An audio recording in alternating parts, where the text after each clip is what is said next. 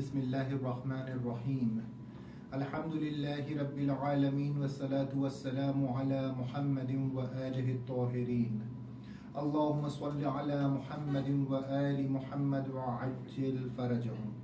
नाज़रीन, अपने वही मौजू के साथ इस्लामी नुक्ता नज़र इल्म नफ्सियात के बारे में या साइकोलॉजिकल पर्सपेक्टिव ऑफ इस्लाम, जिसका फारसी उन्वान दीदगाह रवान शनाख्ती अज निगाह इस्लाम, उसको लेकर हाजिर हुए कि इससे पहले वाले दर्स में हमने डिटेल के साथ डिस्कस किए कि इंसान के नफ्स के 3 असली अंगीजे हैं कि बका, कमाल और लज्जत को हमने डिस्कस किया कि 3 असली अंगीजे।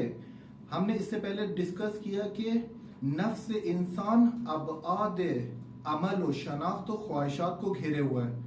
जब नफ्स इतना इम्पोर्टेंट है और हमने ये बताया कि सारे अमाल की जड़ नफ्स है, हर अमल अच्छा हो या बुरा नफ्स से फूटता है। तो अब हम नफ्स की तरफ जा रहे हैं और उसको डिस्कस कर रहे हैं कि नफ्स की मोटिवेशन और इसके असली अंगीजे कौन से हैं। तो हमने 3 असली अंगीजों को डिस्कस किया। इसके बाद बका को डिटेल के साथ डिस्कस किया, कुरानी आयात की रोशनी में समझने की कोशिश की कि ये जो हमने बताया कि बका इंसान का असली तरीन अंगीजा है और हर नफ्स में बका है यानी जिंदा रहना यानी हमेशगी और एक जिंदगी जावेदानी, ये हर इंसान और हर नफ्स के अंदर ये अंगीजा मौजूद है। इसके बाद हमने कहा कि हम कमाल पे डिस्कस करेंगे और फिर लज्जत पे, और इस्लामी नुक्ता निगाह से और इस्लामी तालीमात के साये में समझने की कोशिश करेंगे कि ये इम्पोर्टेंस हमारे लिए क्यों है कि नफ्स को हम समझें और इसके असली अंगीजे या इसके असली मोटिवेशंस को समझने की कोशिश करें कि सारे आमाल की जड़ वही एक नफ्स है।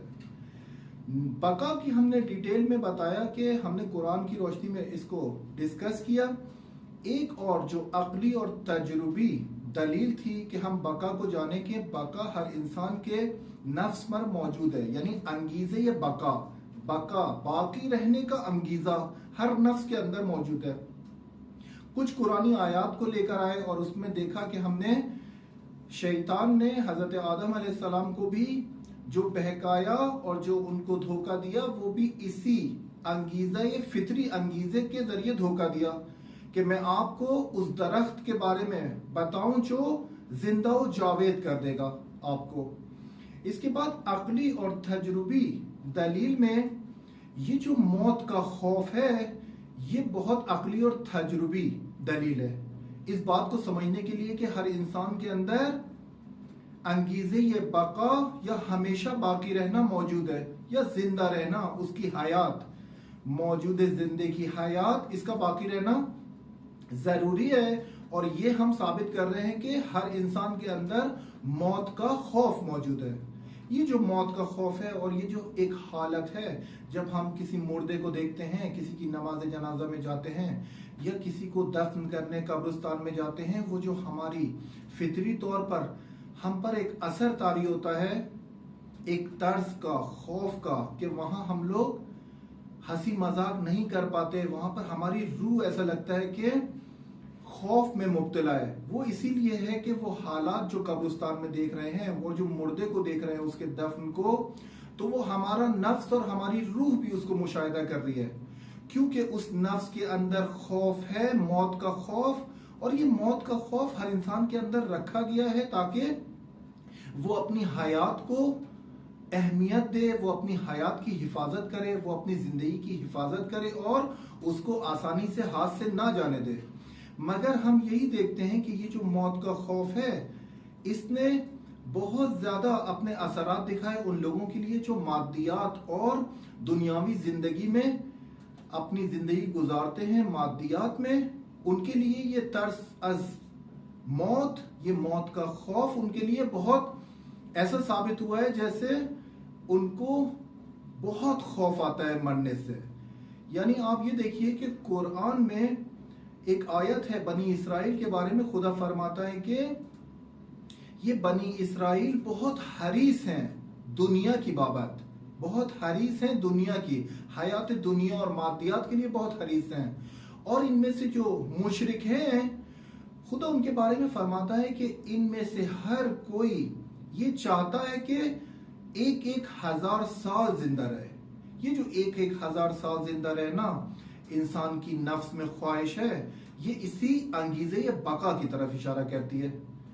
یہ انگیزے بقا ہر انسان کے اندر ہے اور اس کی دلیل موت کا خوف ہے۔ روان شناسان یا ماہران نفسیات یا سائیکالوجسٹ ہر کوئی اس پر بحث کر کے گیا ہے۔ یہی جو ویسٹرن کلچرز میں سائیکالوجسٹ ہیں، ان کے لیے جو سب سے بڑی مصیبت آئی تھی اور مشکل ان کے لیے آئی تھی وہ یہ تھی کہ ہر انسان، مثال کے طور پہ جو مسلمان نہیں ہیں، کافر ہیں، یا حتیٰ وہ جن کا کسی دین اور خدا پر ایمان نہیں ہے، وہ ان کے اندر بھی موت کا خوف ہے۔ تو اس موت کے خوف کو ان کے اندر سے کیسے نکالیں؟ ان کے لیے پریشانی بہت، کیونکہ ہم نے پہلے بتایا کہ بعد معنوی کو ویسٹرن سائیکالوجی یا سائیکالوجی غربی روان شناسی نے بہت بری طرح سے نگلیکٹ کیا اور اگنور کیا اور اس کو کنار پہ لگا دیا۔ جب تک آپ کسی فرد کو انگیزے بقا اور ہمیشہ زندہ رہنے والی لائف اور حتیٰ اس مادی اس جہان فانی کے بعد ایک اور جہان پر آپ ڈسکس نہیں کریں گے، کسی شخص کا ایمان نہیں آتا کہ اس جہان فانی کے بعد بھی ایک اور جہان ہے اور وہ ہمیشہ اور باقی رہنے والا ہے، تو آپ اس کے اندر سے وہ تھرس، وہ خوف، وہ ڈر موت کا نہیں نکال سکتے۔ یہ امام علی کی نورانی کلمات سے استفادہ کرتے ہیں کہ امام علی فرماتے ہیں کہ اوصیکم بذکر الموت، میں تم لوگوں کو وصیت کرتا ہوں، میں تم لوگوں کو نصیحت کرتا ہوں کہ زیادہ سے زیادہ موت کا ذکر کرو، یعنی موت کو یاد کرو، زیادہ سے زیادہ موت کو یاد کرو۔ کیوں موت کو یاد کرو؟ کیونکہ اس ذکر الموت سے بہت سارے اعمال ہماری زندگی میں، اسی جہانی فانی میں، اسی مادی دنیاوی زندگی میں بہتر ہو جاتے ہیں۔ اسی موت کا خوف، کیونکہ موت ایک اصطلاح ہے۔ موت آپ کو بتاتی ہے کہ یہ زندگی، یہ ٹیمپرری لذت، یہ سب ختم ہو جائے گی اور بیچ میں موت جب آئے گی تو آپ اس جہان سے کسی اور جہان کی طرف منتقل کیے جائیں گے۔ تو وہاں کے لیے تیاری کریں، کیونکہ وہ ہے اصلی زندگی، وہ ہے ابدی زندگی۔ اور اسی لیے اسلامی تعلیمات انسان کو ذوق و شوق دلاتی ہے کہ اپنے اندر انگیزے بقا پیدا کریں۔ کیوں؟ کیونکہ موت کے بعد کی زندگی باقی ہے، باقی رہنے والی ہے، ہمیشگی ہے، خلد ہے اس کے اندر۔ تو یہاں پر ہم نے انگیزے بقا میں بتایا کہ ایک دلیل جو تجربی اور عقلی ہے اور ہر انسان اس کو فیل کر سکتا ہے، وہ ہے موت کا خوف۔ موت کا خوف ہمیں بتا رہا ہے کہ ہمارے اندر انگیزے بقا ہے۔ اگر انسان کا ایمان بقا پر قائم ہو جائے، اگر انسان اس بات پر باور کر لے کہ بقا ہمیشگی ہے، موت کا خوف اس کے اندر سے ختم ہو جائے گا، مشتاق ہوگا، ملاقات خدا کے لیے تبدہ کرے گا۔ مشتاق خدا ہوگا وہ شخص اور موت سے نہیں ڈرے گا، کیونکہ موت سے ڈرتا وہ شخص ہے جس نے اپنے لیے موت کے بعد آنے والی زندگی کے لیے کوئی سر و سامان نہیں کیا ہوا ہے۔ تو ہم نے بقا کو یہاں پر ڈیٹیل کے ساتھ ڈسکس کیا اور بتایا کہ قرآن سے بھی اور عقلی اور تجربی پیرائے سے بھی بتایا کہ یہ موت کا خوف ہمیں بتا رہا ہے کہ بقا ہے، انگیزہ بقا نفس کے اندر ہے اور یہ انسان کے اندر رکھا گیا ہے تاکہ ایسے اعمال کرے، انسان ایسے رفتار کو بجا لائے، ایسے بیہیویئر کو انجام دے جو موت کے بعد بھی اس کے ساتھ اس کے نامہ اعمال میں ثبت ہو۔ اس کے بعد بقا کے بعد جو ہمارا ٹاپک تھا وہ تھا کمال، کہ آج ہم اس کو ڈسکس کریں گے۔ کمال کے 5 قسم کے نظریات مختلف طبقات نے، مختلف مکاتب فکر نے 5 قسم کے طبقات نے بیان کیا ہے کہ یہ کمال ہے کیا۔ کہ ہم نے کمال کے بارے میں کل کی ڈسکشن میں بتایا کہ کمال یعنی ہر انسان کی نفس میں یہ انگیزہ یہ کمال رکھا گیا ہے کہ وہ یہ فکر کرے کہ میرا آج گزرے ہوئے کل سے بہتر ہو اور میرا آنے والا کل میرے آج سے بہتر ہو۔ اسے کہتے ہیں کمال تک پہنچنا، یعنی تدریجاً کسی حالت رشد متعالی کی طرف سفر کرنے کو کہتے ہیں کمال۔ کمال کی 5 اقسام میں یا 5 نظریات میں سب سے پہلا ہے اصالت فرد، یعنی یہ بیس کرتا ہے انڈیویجولیٹی پہ، یعنی یہ بیس کرتا ہے انڈیویجول اتھینٹسٹی پہ۔ یہ اصالت فرد یہ کہتا ہے کہ کمال یہ ہے کہ زیادہ سے زیادہ مادی لذت حاصل کرو علم اور ٹیکنالوجی کے ذریعے، یعنی ان شارٹ اصالت فرد کا نظریہ یہ کہتا ہے کمال یہ ہے کہ انسان کا کمال کیا ہے؟ انسان کا کمال یہ ہے کہ مادی چیزوں کو، مادی لذتوں کو زیادہ سے زیادہ حاصل کرے علم اور ٹیکنالوجی یا ہر طریق کے ذریعے، اس کو کہتے ہیں اصالت فرد۔ اس کے بعد ہے اصالت جامعہ یعنی سوسائٹی یعنی سوشل، اصالت جامعہ یعنی اجتماع۔ یہ نظریہ کہتا ہے کہ انسان، سارے انسان طبیعی ہدایہ سے یعنی نیچرل گفٹس جو خدا نے دیے ہیں یا اس جہان میں موجود ہیں، ان سے فائدہ اٹھائے اور سب کو فائدہ پہنچائے، یعنی یہ اصالت جامعہ اصالت فرد کے بعد ہے، یعنی انفرادیت سے نکل کے یہ سب کے لیے برابری کا نظریہ دیتے ہیں کہ کمال انسان یہ ہے کہ انسان لطف اٹھائے اس نیچرل گفٹ سے جو بھی انسان کے لیے مہیا ہے، اس میں کسی قسم کی قید نہ ہو کہ کس کو دینا چاہیے کس کو نہیں دینا چاہیے، ہر انسان برابری کے ساتھ لطف اندوز ہو اور فائدہ اٹھائے اس طبیعی ہدیے سے، اس نیچرل گفٹ سے۔ یہ فرد اور اصالت جامع۔ اس کے بعد ہے نظریہ اصالت روح۔ اصالت روح کا نظریہ کہتا ہے کہ کمال انسان یہ ہے کہ وہ معنویت پیدا کرے، معنویت کے ذریعے ممکن ہے کہ انسان کمال تک پہنچے، یعنی کمال انسان مادی جتنی بھی مادی لذتیں ہیں ان سے دوری اختیار کرے اور ہوائے نفس سے مقابلہ کرے، اس کے ذریعے کمال حاصل ہوگا، انسان کو کمال حاصل ہوگا۔ یہ ڈیفرنٹ طبقات کے، صرف اسلامک پوائنٹ آف ویو نہیں بتا رہے، ڈیفرنٹ طبقات نے کمال کے بارے میں کیا نظریہ پیش کیا ہے، ہم آپ کے سامنے یہ پیش کر رہے ہیں کہ تاکہ آپ موضوع کو پوری طرح سے جذب کریں کہ یہ ہم جو کمال ڈسکس کر رہے ہیں اس کے بارے میں لوگوں نے کیا بولا۔ کمال انسان کے بارے میں فردیت نے اپنا نظریہ دیا، اصالت جامع نے اپنا نظریہ دیا، اصالت روح نے بولا کہ یہ نظریہ کہہ رہا ہے کہ آپ معنویت کی طرف لگ جائیں اور مادی لذتوں کو سرے سے ہٹا دیں، اپنی زندگی سے حذف کر دیں اور ہوائے نفس یعنی جو نفس امارہ ہے وہ جو آپ کو حکم دیتی ہے آپ اس سے مقابلہ کریں، یہ ہے انسان کا کمال۔ اس کے بعد آتا ہے اصالت عقل۔ اصالت عقل کا نظریہ کہتا ہے کہ آپ انسان کا کمال یہ ہے کہ اس کی عقل رشد کرے، اس کی انٹلیکٹ رشد کرے، ڈیولپ ہو، کس کے ذریعے؟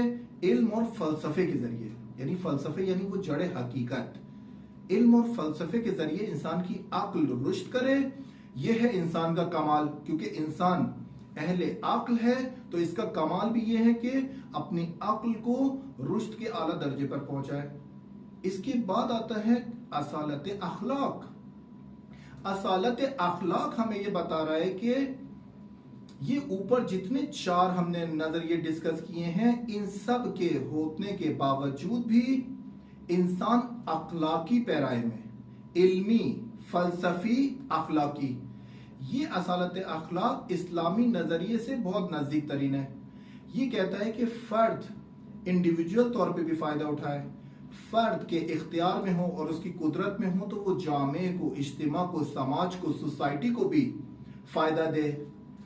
اس اخلاق میں یہ بھی ہے کہ انسان معنویت کی طرف رجوع کرے اور پھر اس کے بعد عقل کو رشد دے، اتنی عقل کو رشد دے کہ پوری طرح مادی چیزوں کو اور مادی لذتوں کو اپنے پاس سے نہ ہٹائے، صرف وہ لذتیں جو اس کا راستہ روکتی ہیں اخلاقی گراؤنڈ میں، صرف وہ لذتوں کو ہٹائے اپنے پاس سے جو اس کے اخلاق کو خراب کرتی ہیں۔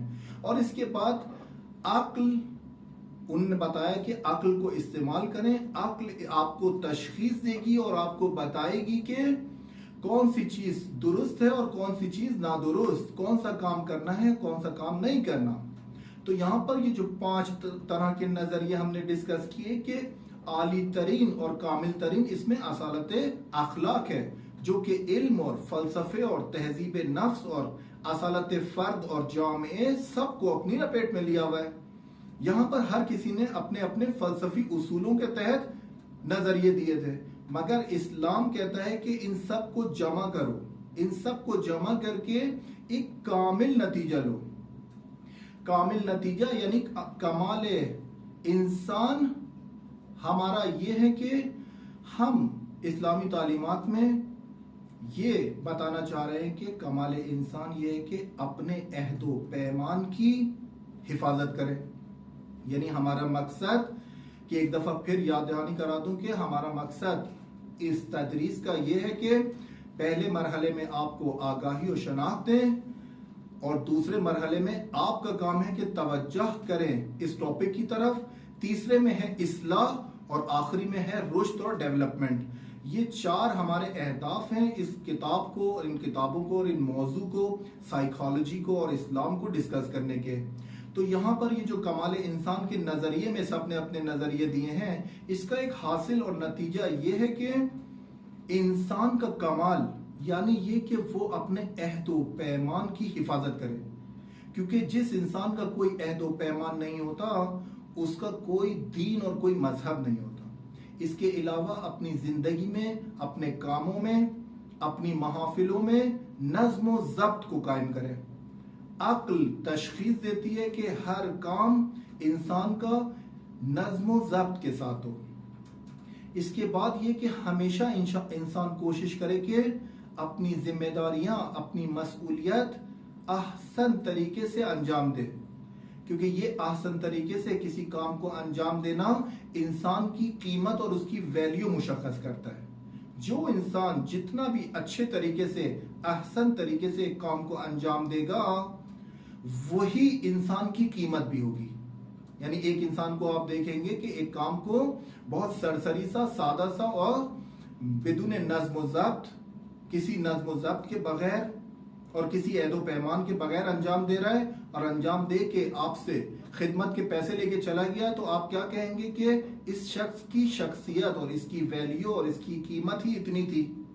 مگر اس کے مقابلے میں ایک انسان کو آپ دیکھیں گے کہ نظم و ضبط کے ساتھ کام انجام دیتا ہے، اپنے عہد و پیمان پہ قائم رہتا ہے، اور اپنی مسئولیت سے خوب واقف ہے، اچھی طرح تلاش کرتا ہے کہ کام کو بہتر سے بہتر طریقے سے انجام دے۔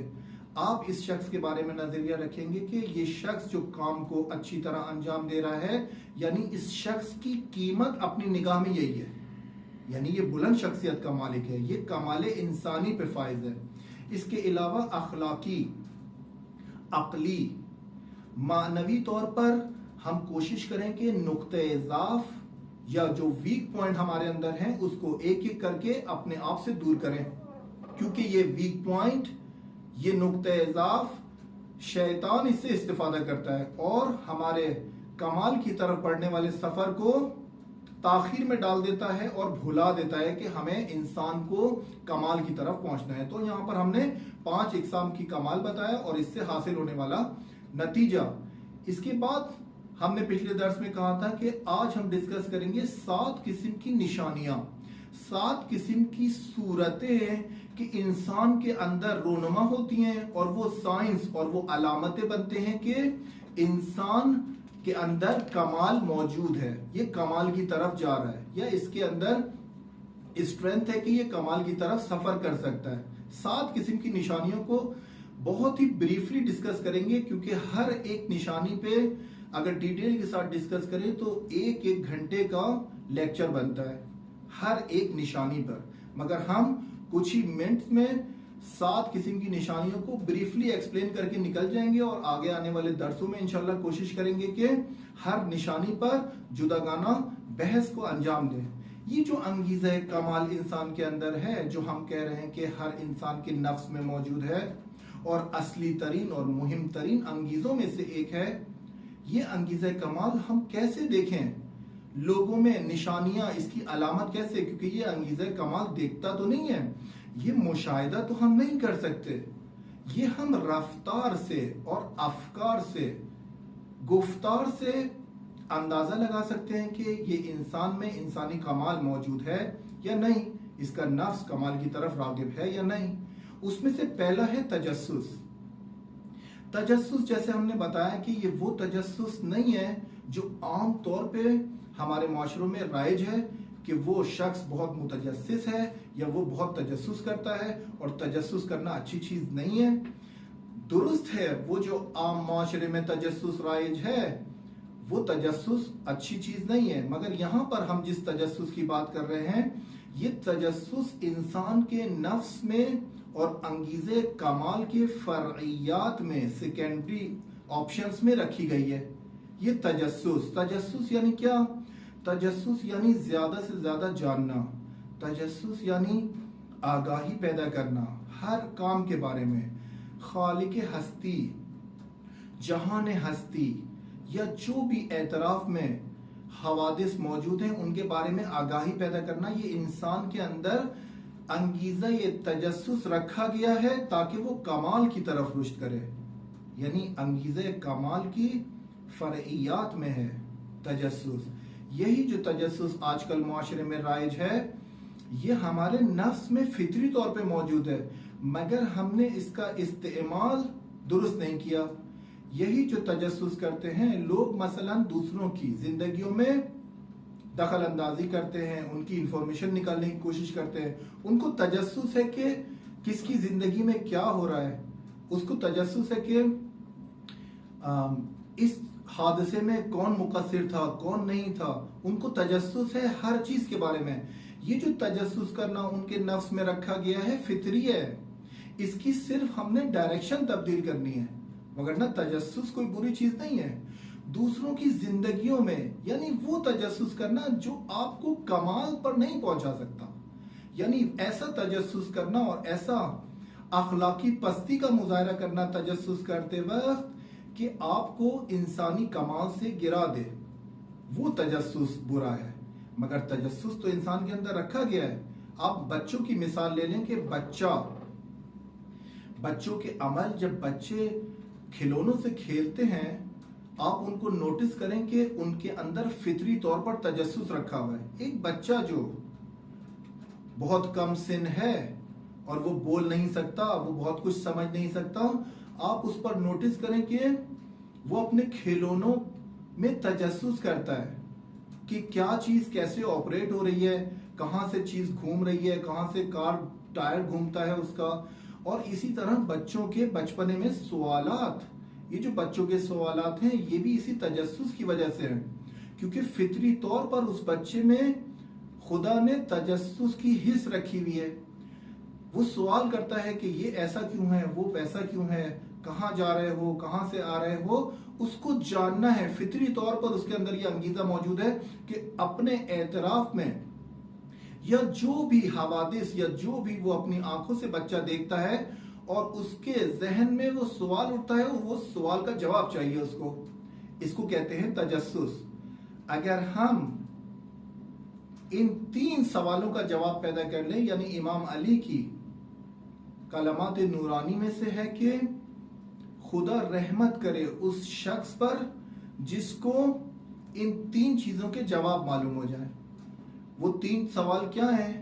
امام علی فرماتے ہیں کہ وہ جان جائے کہ من این فی این و الی این، یعنی امام فرما رہے ہیں کہ خدا رحمت کرے اس شخص پر جو اپنے حصے تجسس کو اور اپنے انگیزہ تجسس کو اس کام میں لگائے، ان 3 سوالوں کی جستجو میں لگائے کہ وہ کہاں سے آیا ہے، اس وقت کہاں موجود ہے اور کہاں پر جائے گا۔ یعنی ان 3 سوالوں کے جواب میں اگر ہم تجسس کریں تو بہت سارے اخلاقی اور رفتاری مسائل ہمارے حل ہو جائیں گے۔ یعنی یہی سائیکالوجی میں جس کا موضوع ہی رفتار انسان ہے، جس کا موضوع ہی عمل انسان ہے، تو یہ عمل بہت بہتر ہو جائے گا جب ہم اس تجسس کی نیڈ کو کسی ایسے کام میں لگائیں جس سے ہمارا کمال پورا ہو، یعنی انسان کمال تک پہنچے۔ انسان کہاں سے آیا ہے؟ خدا نے خلق کیا ہے۔ انسان اس وقت کہاں ہے؟ اپنی حالت کو دیکھے، موجودہ حالت کو، کہ ابھی تک میں کہاں ہوں اور کس طرف جا رہا ہے، یعنی آخرت، یعنی زندگی بعد از مرگ، موت کے بعد کی زندگی۔ اگر ان 3 سوالوں میں اپنے تجسس کی حس کو خالی کرے تو شاید انسان کے پاس وقت ہی نہیں بچے گا کہ دوسروں کی زندگیوں میں تجسس کرے، دوسروں کی انفارمیشن نکالے، اطلاعات کو حاصل کرے، کیونکہ یہ تجسس، بہت ساری ایسی تجسس کرنا انسان کے لیے درست نہیں ہے، اس کی شخصیت بھی خراب ہوتی ہے، اس کا عمل بھی زیبا نہیں رہتا۔ اس کے بعد دوسری نشانی ہے سچائی کی تلاش، واقعیت جوئی، یعنی حقیقت کو ڈھونڈنا، حقیقت کے لیے کوشش کرنا۔ کسی بھی انسان کو آپ دیکھیں کہ وہ کسی نہ کسی حوالے سے سچائی کی تلاش میں ہے، یعنی حقیقت کو پانے کے لیے جستجو کرتا ہے، اس کے نفس میں رکھا گیا ہے، حقیقت کی جستجو اس کے نفس میں رکھی گئی ہے، یعنی یہی اطلاعات، اس کو ہم ایسے بیان کریں کہ یہی اطلاعات اور انفارمیشن جو تجسس کو یوز کر کے حاصل کی ہے، اسی اطلاعات کو عملی میدان میں لا کر حقیقت کی تلاش کرنا، اس کو کہتے ہیں سچائی کی تلاش۔ یعنی یہ حقیقت کی تلاش اتنی آسان نہیں ہے، اس کے لیے زحمت اٹھانی پڑتی ہے، اس کے لیے سختیاں اٹھانی پڑتی ہیں جب انسان کسی حقیقت تک پہنچتا ہے، کہ قرآن میں بھی اس کے بارے میں بارہا ذکر ہے کہ اللہ ہدایت کرتا ہے ان لوگوں کی جو اختلافی موضوعات کو تلاش کر کر انفارمیشن لے کر حقیقت تک پہنچتے ہیں، اور پھر ان کے لیے کمال ہے، ان کے لیے رحمتیں ہیں۔ حقیقت جوئی یا تلاش کرنا سچائی کی، اس کے لیے جو ہم نے بتایا کہ سختیاں ہیں، اس کے لیے جو ہم کہہ رہے ہیں کہ انسان کو زحمتوں میں جانا پڑے گا، یعنی کیا؟ یعنی اگر آپ دیکھیں کہ کوئی انسان بغیر سختی اٹھائے، بغیر زحمتیں اٹھائے کسی حقیقت تک پہنچا ہے تو وہ حقیقت نہیں ہے، اس انسان نے اس کا نام حقیقت رکھ دیا ہے۔ یورپ میں معاشرے میں ہم دیکھیں کہ بہت سارے افراد ایک دوسرے سے فقہی اور مسلکی بحثیں کرتے ہیں اور حقیقت جوئی کی تلاش میں، پھر ایک انسان کہتا ہے کہ میں حقیقت تک پہنچ گیا، اس نے تو زحمت نہیں اٹھائی، اس نے تو سختیاں نہیں جھیلی، تو یہ کیسے پہنچا حقیقت تک؟ تو یہ جو سختی اور زحمتیں نہ اٹھانا ہے، یہ بتا رہا ہے کہ یہ جہاں پہنچا ہے اس کا نام اس نے حقیقت رکھا ہے۔ مثال کے طور پہ کچھ آشنا ہم جانتے ہیں کہ وہ یورپ میں ایک فلم کو، ایک اسلامی فلم کو دیکھنے سے اپنا مذہب انہوں نے، کہ ظاہراً مذہب اہل بیت پہ نہیں تھے، مکتب اہل بیت پہ نہیں تھے، اور ایک فلم کے دیکھنے سے متحول ہوئے اور جذباتی طور پر انہوں نے اپنی تجسس کی حس کو تھوڑے بہت سوالات کیے، حقیقت کی تلاش، سچائی کی تلاش، اور انہوں نے اپنا مذہب تبدیل کر لیا، یعنی وہ مکتب اہل بیت میں آ گئے اور انہوں نے دعویٰ کر دیا۔ ایک فلم کو، ایک اسلامی فلم یعنی چند گھنٹے کی فلم کو دیکھنے سے، جو کہ نہ زحمت ہے اور نہ سختی، اس کے بعد انہوں نے اعلان کیا کہ ہمارا مکتب چینج ہو گیا ہے، ہم مثال کے طور پہ پہلے کچھ اور تھے اور اب ہم مکتب اہل بیت کے حامی ہو گئے۔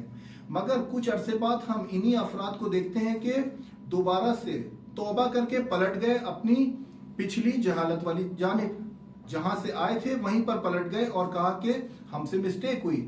ان سے جو مسٹیک ہوئی تھی وہ یہ ہوئی تھی کہ انہوں نے حقیقت کی تلاش یا سچائی کی تلاش میں سختیاں نہیں اٹھائیں، حقیقت کی تلاش میں انہوں نے اپنے آپ کو زحمتوں میں نہیں ڈالا، جذباتی طور پر، سرسری طور پر آگاہی حاصل کر کے کوئی فیصلہ کیا۔ تو جو انسان بھی جذباتی طور پہ کوئی فیصلہ کرے، وہ فیصلہ اس کا ہمیشہ باقی نہیں رہتا۔ یعنی یہی جو ہم تاریخ حضرت سلمان فارسی رضی اللہ تعالیٰ عنہ میں دیکھتے ہیں، سلمان فارسی کی لائف کو اگر ان کی زندگی نامے کو آپ پڑھیں تو اس موضوع سے قریب ہو جائیں گے ہم بات کیا کر رہے ہیں۔ ہم اگر سچائی کی تلاش کی بات کر رہے ہیں تو سلمان فارسی سے سیکھیں، ان کی تاریخ سے سیکھیں کہ انہوں نے کیسے زحمتیں اٹھا کر حقیقت کی تلاش اور سچائی کی تلاش میں اپنی زندگی گزاری، اور پھر وہ اس مقصد پہ پہنچے، اپنے ہدف پہ، کہ پیغمبر اکرم صلی اللہ علیہ وآلہ وسلم کی خدمت میں، اور وہ ان کا کمال، سلمان فارسی کا کمال وہاں پر ختم ہوا، کیونکہ وہ اپنے اہداف کو پہنچ گئے، جو ان کا ہدف تھا وہاں تک پہنچ گئے۔ تو یہاں پر تجسس اور سچائی کی تلاش کو ہم نے بریفلی ایکسپلین کیا، جو فطری طور پر ہر انسان میں رکھی گئی ہے۔ اس کے بعد ہے فطری تقاضوں کے تحت استقلال اور خود مختاری۔ کہ یہ بھی نفس کے اندر رکھی گئی ہیں اور اس کا بھی مقصد کمال انسان کو تقویت دینا ہے۔ استقلال اور خود مختاری میں آپ یہ دیکھیں کہ ہم دوبارہ بچے کی مثال دیتے ہیں۔ یہ جو مثال ہم بچوں کی دے رہے ہیں یہ اس لیے کہ یہ زندہ مثالیں ہیں، ہر گھر میں موجود ہیں اور بہت سارے افراد کا تجربہ اس سے گزرا ہوا ہے، یعنی مثالیں بہت سی ہیں مگر ہم ان مثالوں کو الگ ہٹا کے وہ مثالیں دے رہے ہیں جن سے آپ موضوع کے نزدیک ہو سکے۔ استقلال اور خود مختاری جو انسان کو کمال تک پہنچاتا ہے اور جو فطرت میں رکھا گیا ہے، اس میں دیکھیں بچوں کی رفتار۔ یہ جو بچہ کوشش کرتا ہے کہ اپنی ٹانگوں پر کھڑا ہو یا خود سے کوشش کرتا ہے کہ گھٹنوں کے بل چل کر کسی ایک مقام سے دوسرے مقام تک جائے، یا پھر آپ دیکھیں کہ بہت سارے بچے ماں باپ کا روڈ پر سڑک پر ہاتھ چھڑا کر انگلی چھڑا کر بھاگتے ہیں۔ یہ جو ان کے اندر حص رکھی گئی ہے یہی استقلال اور خود مختاری کی حص ہے کہ آگے جا کے جب ان کے ڈیفرنٹ ادوار آتے ہیں، ان کے دورہ نوجوانی ہے، ان کی دورہ جوانی ہے، وہ اسی استقلال اور خود مختاری والی جو حص ان کی فطرت میں رکھی گئی ہے اسی کو تقویت دیتے ہیں۔ اسی کی وجہ سے بہت سارے بچے، نوجوان بچے ہمیشہ کانفلکٹ کا شکار رہتے ہیں والدین کی نافرمانی کے ذریعے، یعنی ان والدین نے ان بچوں کو اتنی ایجوکیشن نہیں دی ہے، اتنی عقل کو پروان نہیں چڑھایا ہے کہ وہ اپنا خیال رکھ سکے، مگر چونکہ فطری تقاضوں کے تحت استقلال اور خود مختاری ان کے اندر موجود ہے، ان کے نفس کے اندر موجود ہے، تو وہ استقلال کا مظاہرہ کرتے ہیں اور خود مختاری کا مظاہرہ کر کے بہت زیادہ ممکن ہے غلط اور خطرناک کاموں کی طرف رجوع کریں۔ اگر ان ایج سے پہلے، اگر اس سن کو پہنچنے سے پہلے ماں باپ تلاش کریں کہ اپنے بچوں کو ہر حوالے سے ایجوکیٹ کریں، اگر ان کے اندر ایک آگاہی اور شناخت کا مرحلہ پہلے سے حل ہو جائے تو یہ بچے کبھی بھی خطرناک عمل نہیں کریں گے۔ یہ کبھی بھی بچے ماں باپ کو الگ ہٹا کر دوستوں میں اور بیرون اور معاشرے میں غلط افکار اور غلط اعمال کا شکار نہیں ہوں گے، کیونکہ مرحلہ آگاہی اور شناخت اور عقل کو پروان چڑھانا اور یہ سارے مدارک تو ہم نے حل نہیں کیے۔ پھر انسان کے اندر ہے اس کا استقلال، وہ جب جوش میں آتا ہے تو آپ دیکھتے ہیں کہ بچہ نوجوانی کی ایج کو جب پہنچتا ہے تو ہم کہتے ہیں باغی ہو گیا، وہ بغاوت نہیں کر رہا ہے، وہ اس کا نفسانی فطرت ہے، وہ اس کا بیہیویئر اس اپنے سن کی وجہ سے ہے اور اس کے اندر کچھ بلٹن چیزیں رکھی گئی ہیں کہ وہ کمال کو پہنچے، وہ استقلال کی منزل میں جائے، وہ خود مختار ہو۔ کیونکہ سائیکالوجی میں شخصیت وابستہ ایک شخصیت بیمار کی صورت میں، یہ شخصیت وابستہ یعنی کسی سے اٹیچڈ ہے، منسلک ہے۔ بہت سارے اشخاص ہم نے دیکھے شخصیت وابستہ ہیں، یعنی ان کی شخصیت، پرسنالٹی ان کی کسی سے وابستہ رہتی ہے، وہ استقلال اور خود مختاری کی وادی میں قدم نہیں رکھ سکتے۔ اس کو ہم اختلال اور بیماری کی نظر سے دیکھتے ہیں۔ سائیکالوجی میں، علم نفسیات میں، اگر کوئی انسان اپنی ایج کو پہنچنے کے بعد بھی مستقل اور خود مختار نہیں ہے تو یہ ایک اختلال فکری ہے، اس کو حل کرنا ضروری ہے، کیونکہ اس کی پوری زندگی خراب ہوگی، اس کا آج، اس کا کل، اس کا دانشگاہ، یونیورسٹی، بعد میں آنے والی شادی شدہ زندگی اور اس کی جاب پلیس، امپلائمنٹ، جب تک وہ زندہ ہے یہ شخصیت وابستہ اس کو پریشان کرتی رہے گی۔ تو شخصیت وابستہ میں ریشے سے، جڑ سے اس وابستگی کو ختم کرنا بہت ضروری ہے۔ تو یہاں پر استقلال اور خود مختاری بہت ضروری ہے۔ یہاں پر ہم ایک بات کو، نقطے کو بیان کر دیں کہ خود مختاری اور استقلال میں دوسروں سے مشورہ لینا، ماہر نفسیات سے مشورہ لینا، اپنے سے اعلیٰ درجے کے لوگوں سے مشورہ کرنا، اپنے دوستوں سے، اپنے ماں باپ سے مشورہ کرنا بری بات نہیں ہے۔ صرف مشوروں، سب کے مشوروں پر عمل کرنا واجب نہیں ہے، یعنی آپ کو سب سے مشورہ کرنا ہے مگر آپ اپنے اوپر واجب نہ سمجھیں کہ میں جس سے مشورہ کر رہا ہوں اگر میں نے اس کے مشورے پہ عمل نہیں کیا تو وہ شخص ناراض ہو جائے گا۔ وہ ناراض ہو جائے مگر زندگی آپ کی ہے اور آپ بہتر طریقے سے سمجھ سکتے ہیں کہ آپ نے کیا اسٹیپ لینا ہے۔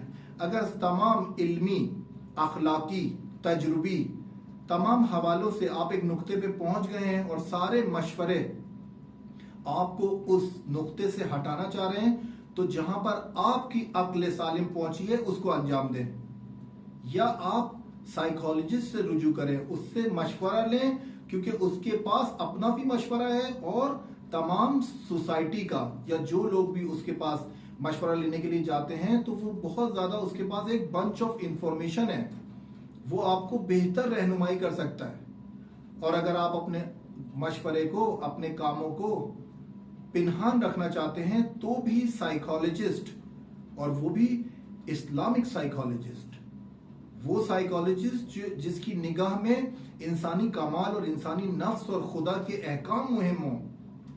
ऐसा ना हो कि आप इस्तिकलाल और खुद मुख्तारी की बात करने किसी ऐसे साइकोलॉजिस्ट के पास जाएं जिसके दिमाग पर गरबी साइकोलॉजी छाई हुई है, जिसके दिमाग पर ये सारे अफकार इल्म नफ्सियात और माहिरीन नफ्सियात के छाए हुए हैं कि इंसान को इस्तिकलाल दो किसी भी सूरत में, भले खुदा की नाफरमानी करके या भले पेरेंट्स की नाफरमानी करके, माँ बाप के हुकूक को पायमाल करके उसको खुद मुख्तारी दो।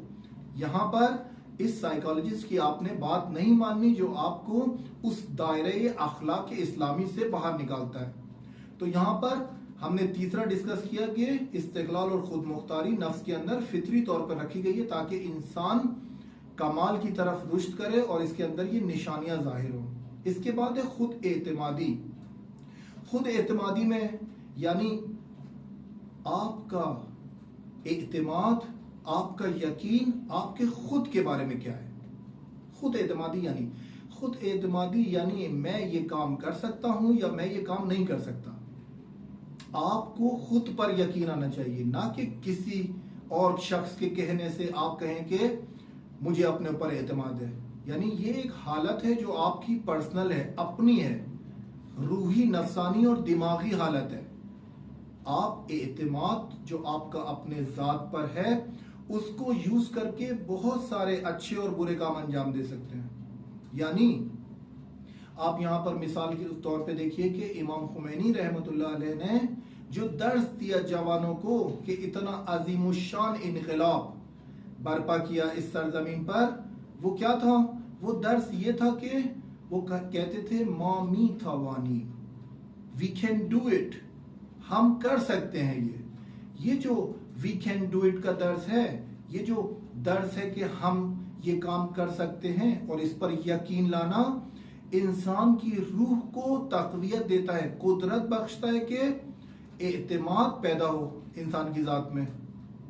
इंसान के अपने बारे में क्या ख्यालात हैं? इंसान के अपने बारे में हर इंसान अपने नफ्स के बारे में बेहतर जानता है। किसी से उसको मशवरा लेने की जरूरत नहीं है कि आप मुझे बताइए कि मेरा खुद पर एतमाद है या नहीं। एक इलॉजिकल क्वेश्चन है। हर इंसान अपने बारे में जानता है कि उसकी स्ट्रेंथ क्या है, उसके वीक पॉइंट्स क्या हैं, उसका अपने पर एतमाद है या नहीं है। पांचवा है तरक्की। तरक्की करना भी इंसान की नफ्स में रखा गया है ताकि वो कमाल को पहुंचे, क्योंकि खुद लफ्ज कमाल बता रहा है कि इंसान को एक तरक्की की मंजिल पे पहुंचना है, उसको इर्तिका करना है एक नुक्ते से दूसरे नुक्ते की जानिब। ये जो तरक्की का अंगीजा इंसान की नफ्स में रखा गया है, ये हमें बताता है कि एक काम तदरीजन इस मकाम तक पहुंचे कि पहली वाली हालत से बेहतर हो। एक काम को करना, एक फिक्र को रखना, एक अमल को अंजाम देना, एक दर्स पढ़ना, इसको तदरीजन कमाल और तरक्की की राहों पे लेकर आए, इसको कहते हैं तरक्की। यानी ये भी इंसान के नफ्स में रखा गया है। अगर ये ना होता तो आप देखें कि हर इंसान जहां पर है वहीं पर जुमूद का शिकार होता। हर इंसान जहां पर काम कर रहा है वहीं पर काम करता। हालांकि बहुत सारे जवान, नौजवान और बहुत सारे लोग हमने देखे हैं और आप लोगों ने भी देखे हैं कि तरक्की नहीं करते। हिस्से तरक्की उनकी नहीं है। हिस्से तरक्की यानी कोई इंसान एक कारीगर है, ایک سادہ سیلز مین ہے تو وہ ہمیشہ اپنی پوری زندگی سیلز مین رہتا ہے. ایک انسان اپنی زندگی میں باورچی کا کام کر رہا ہے تو وہ ساری زندگی باورچی رہتا ہے. مگر جب یہاں پر ہم ترقی کی بات کر رہے ہیں کہ ہر انسان میں رکھا گیا ہے، وہ ترقی کی حس اس کے اندر ہے، مگر خود اعتمادی نہیں ہے کہ اس ترقی کی حس کو ارتقا دے. یعنی خود اعتمادی پہلے مرحلے میں آئے گی، پھر انسان ترقی کرے گا. جب تک خود اعتمادی نہیں آئے گی تو ترقی آ ہی نہیں سکتی. یعنی وہی جمود کا شکار رہے گا. انسان کو ترقی کرنا ہے. آپ لوگ اس بات پر عزیزان ایمان لے آئیں کہ ترقی کرنا، ارتقاء کی منزلوں کو پہنچنا کمال کا مہم ترین انگیزہ ہے. یعنی کمال اس سے ظاہر ہوتا ہے انسان جب ترقی کرتا ہے. یہاں پر یہ جو ہم نے مثال دی کہ ایک سادہ کاریگر ہے، ایک سیلز مین ہے یا ایک باورچی ہے، یہاں پر ترقی کیسے کرے؟ پہلے خود اعتمادی آئے گی اس کے اندر، اور پھر یہ اپنے نفس کو جھنجھوڑے گا اور کہے گا کہ مجھے اس سادہ کاریگری یا اس سیلز مین سے اوپر والے رتبے میں جانا ہے. یعنی یہی ترقی مثال کے طور پہ کہ سیلز مین ہو، پھر اس کے اوپر جائے وہ سپروائزر بنے، سپروائزر بننے کے بعد اسسٹنٹ مینیجر بنے، اسسٹنٹ مینیجر کے بعد مینیجر بنے، اس کے بعد اسٹور مینیجر بنے، اس کے بعد ایریا مینیجر بنے، اور پھر اس کے بعد مراحل ہیں. مثال کے طور پہ ہم کہہ رہے ہیں ہر کام میں ایسا ہی ہے. تعلیمی اعتبار میں بھی ترقی ایسے ہی ہے. انسان اگر کلاس 1 میں جاتا ہے تو پھر اس کے بعد ترقی کرتا ہے نا، ایجوکیشن میں، تحصیلی مراحل میں ترقی کر کے پہنچتا ہے نا. اگر کوئی انسان کہے کہ میرا سارا دار و مدار اس پر ہے کہ میں میٹرک کروں یا انٹر کروں یا بی کام کر کے جاب کروں، تو اس انسان کی ترقی کا راستہ، ایجوکیشنل ترقی کا راستہ رک گیا ہے. اس نے اپنے صلاحیتوں کو دبا دیا ہے، یا خود اعتمادی نہ ہونے کی وجہ سے، یا اور کوئی دوسری فائنینشلی اور اقتصادی شرائط کی وجہ سے یہ اپنے تحصیلی سفر کو آگے نہیں بڑھا سکا. مگر جہاں بھی اس کی اگر حص ترقی کرنے کی زندہ ہے، جہاں بھی اس کو موقع ملے گا، یہ دوبارہ اسٹارٹ کرے گا، اپنے تحصیلی اور ایجوکیشنل گراؤنڈ کو ترقی اور ارتقاء کی منزل کی طرف لے کے جائے گا. چھٹا جو یہاں پر انگیزہ ہے کمال کی صورت ظاہر کرنے کا اور کمال کی نشانیوں میں، وہ ہے عزت نفس، یا جس کو ہم کہتے ہیں خود کی حرمت.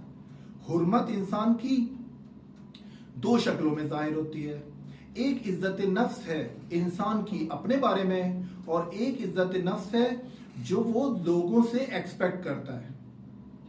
یہ 2 جب ملیں گی تو ہم اس کو کہتے ہیں اصطلاح میں عزت نفس یا انسان کی خود کی حرمت.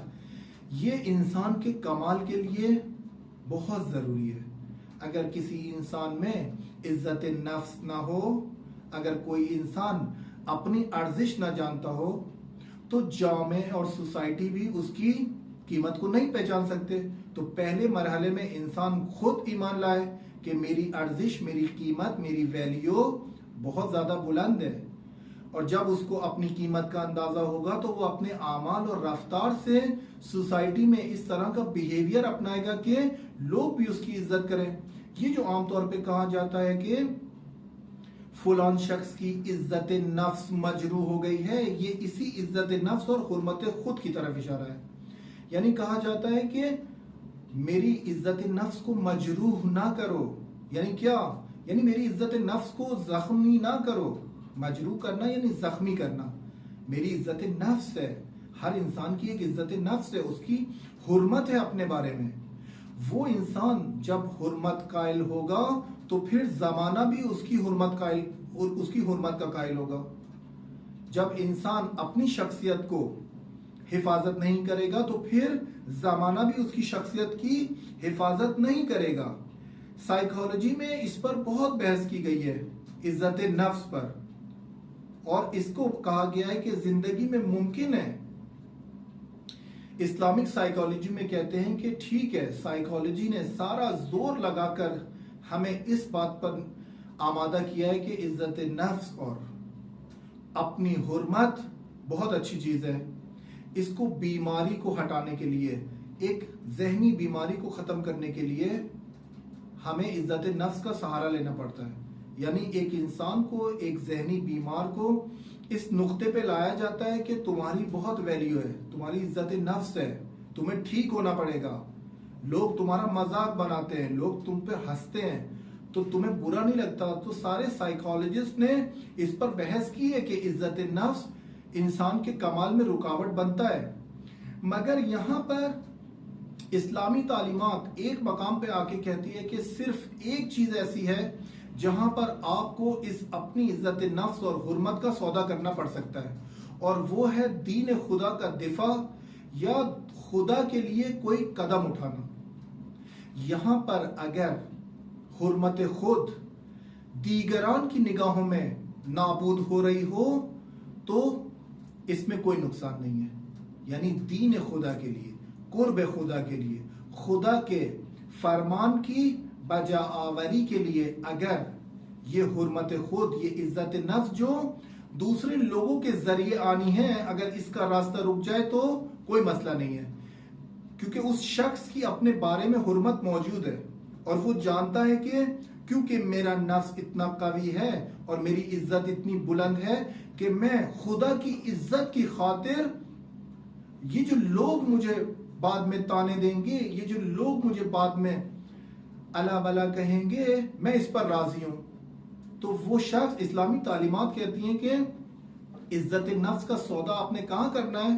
جہاں پر فرمان خدا اور دین خدا اور دفاع دین آ جائے. وہاں پر آپ یہ نہیں دیکھیں گے کہ اگر میں نے یہ کام انجام دیا، اگر میں نے فلان کام انجام دیا تو لوگ کیا کہیں گے. یہاں پر اسلام آ کے کہتا ہے کہ آپ نے کہنا ہے کہ میں یہ کام انجام دوں گا اور اگر نہیں دیا تو خدا کیا کہے گا. یہاں پر یہ جو کانفلکٹ ہے اور بہت ہی سخت مرحلہ ہے، بہت سارے لوگ اس مرحلے میں آ کے ارتقا نہیں کر پاتے، اسٹیپ نہیں لے پاتے. کیوں؟ کیونکہ لوگوں کا ڈر اور خدا سے ملاقات، خدا سے محبت، خدا کا عشق اور وہ جو لذت حاصل کرنا ہے خدا کے احکام کی بجا آوری کے ذریعے، یہ یہاں پر کانفلکٹ کا شکار ہو جاتے ہیں. یہ کہتے ہیں کہ یا خدا یا اجتماع یا سماج. تو اسلامی تعلیمات آ کے بتاتی ہے کہ آپ کو خدا کے احکام کو بجا لانا ہے، لوگوں کے احکام کو بجا نہیں لانا ہے. بہت سارے لوگوں کو ناراض کیے بغیر آپ خدا کی رضامندی حاصل نہیں کر سکتے. اس جملے کو اپنے دماغ میں بٹھا لیں. یعنی خدا کی رضا جب تک حاصل نہیں ہو سکتی جب تک آپ بہت سارے لوگوں کو ناراض نہ کر لیں. یعنی یہ لوگ جو ناراض ہو رہے ہیں یہ کون ہیں؟ جو آپ کو دائرے دین اور دائرے احکام اور فرمان خدا سے ہٹا رہے تھے. یہ ناراض ہو جائیں، بہتر ہے. آپ کا خدا آپ سے راضی رہنا چاہیے.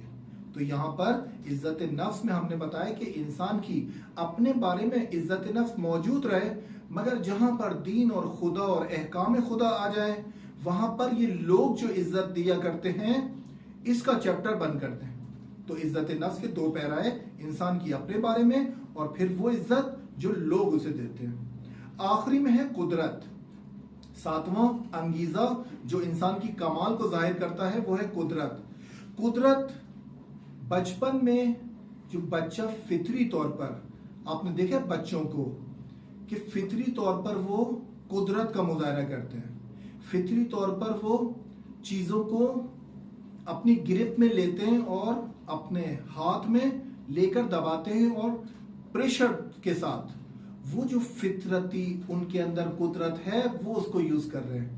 ان کا اس قدرت کو یوز کرنے کا اس کو کوئی فائدہ نہیں ہے. یہ ہاتھ پیر مارنا، بچوں کا ایک جنبش اور ایک لرزش کی صورت میں آنا اور پھر کسی کے ہاتھ کو پکڑ کے اس کو پھر قدرت کا مظاہرہ کرتے ہیں، دباتے ہیں، اس کو فشار دیتے ہیں پریشر کے ساتھ. یہ جو بچپن میں فطری طور پر رکھا گیا ہے یہی مرور زمان کے ساتھ وقتاً فوقتاً انسان کے اندر قائم ہوتی ہے اور وہ قدرت کا مظاہرہ کرتا ہے. یہی قدرت اگر اچھی طرح یوز کی جائے تو بہت سارے انسانوں کو فائدہ دیتی ہے. مثال کے طور پہ دو قدرت کے نمونے ہم بیان کرتے ہیں کہ ایک ہے منفی اور ایک ہے مثبت. جب انسان کے اندر قدرت آتی ہے تو اس کے اندر ایک کمال کی نفس کی کیفیت ہے کہ اس کو کمال پہ پہنچنا ہے، اور کمال کے ہم نے بتایا کہ سیکنڈری انگیزوں میں یہ قدرت ہے، وہ قدرت کو استعمال کر کے کمال تک پہنچے گا، یعنی منفی طور پہ قدرت کو استعمال کر کے وہ دوسروں کو اپنا غلام بنا سکتا ہے۔ منفی طور پہ ہم بتا رہے ہیں کہ قدرت کو انسان کے اندر یہ استعداد ہے کہ وہ اس قدرت کو استعمال کر کے کمال کی منزل پہ پہنچے، اور اس کمال کی منزل پر پہنچ کے دوسرے لوگوں کو اپنا غلام بنا لے، ان پر فرمان جاری کرے۔ اور مثبت پیرا ہے اس کا یہ ہے کہ ایک انسان قدرت رکھتا ہے، ساری چیزوں کو سمجھتا ہے، مگر ساری چیزوں کو سمجھنے کے بعد بھی خدا کا غلام بن جاتا ہے، خدا کا بندہ بن جاتا ہے، اور ساری قدرت کو خلق خدا کی خدمت میں لگا دیتا ہے۔ یہ ہے اسلامی نقطہ نگاہ، یہ ہے اخلاق اسلامی۔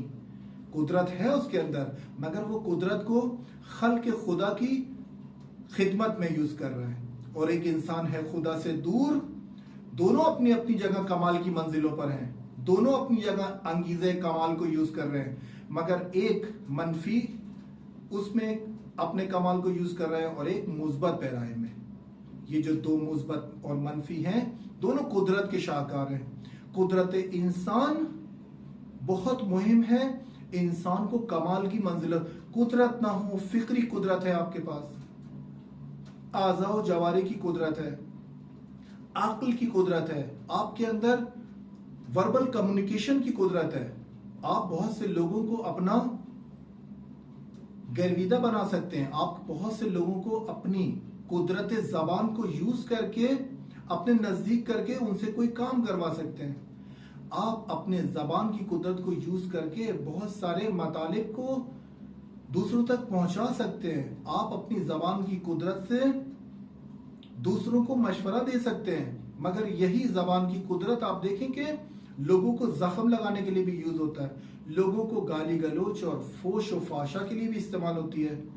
قدرت منفی ہے اور قدرت مثبت، دونوں اپنے اپنے کمال کو پہنچتی ہیں، چاہے منفی ہو چاہے مثبت۔ تو یہاں پر ہم ایک دفعہ اس لسٹ کو ڈسکس کر لیتے کہ یہ بہت مہم لسٹ ہے، انگیزے کمال کے فرعیات یا انگیزے کمال جن چیزوں کے ذریعے ظاہر ہوتا ہے اور انسان کے اندر قابل مشاہدہ ہے، اس کی رفتار میں قابل مشاہدہ ہے۔ کہ پہلا تجسس ہم نے ڈسکس کیا، سچائی کی تلاش کو ہم نے دیکھا، اس کے بعد استقلال اور خود مختاری، خود اعتمادی کی کیفیت، پھر ترقی ہے انسان کی ارتقاء کی جانب، اس کے بعد حرمت خود یا عزت نفس، اور آخری میں قدرت۔ یہ 7 نشانیوں کے ذریعے ہم دیکھتے ہیں کہ انسان اس کے اندر کمال انسانی ہے یا نہیں۔ اگر یہ 7 طرح کی نشانیاں اپنے مثبت طریقوں میں سفر کریں کمال کے لیے، تو ہم اس کو کہتے ہیں اخلاق اسلامی۔ ہم اس کو کہتے ہیں کیونکہ انسان کی خلقت کا جو مقصد اور ہدف ہے وہ ہے سعادت اور کمال، سعادت اور کمال کی منزلوں پہ پہنچنا ہے۔ انسان کی خلقت یہ ہے، انسان کو اس کے لیے کوشش کرنی ہے، اور کمال کے انگیزہ جو انسان کی فطرت میں خدا نے رکھا ہے وہ ان 7 نشانیوں کے ذریعے اگر مثبت طریقے سے استفادہ کیا جائے، استعمال کیا جائے، تو وہ سعادت اور کمال کو اس کا نفس پہنچ سکتا ہے۔ آگے آنے والے درس میں ہم تیسرے کہ ہم نے بتایا کہ 3 اصلی انگیزے ہیں، بقا، کمال اور لذت، کہ ہم نے بقا اور کمال کو کسی حد تک کمپلیٹ کیا، اور ہم آگے آنے والے درس میں لذت پر ڈسکس کریں گے ڈیٹیل کے ساتھ کہ لذت یہاں پر کس معنی میں ہے اور ہم اس سے کیسے استفادہ کرتے ہیں، اور یہ نفس اس لذت کو یوز کر کے ہمیں کس طرح دھوکہ دیتی ہے۔ آج کے لیے اتنا ہی، وصلی اللہ علی محمد و آل محمد۔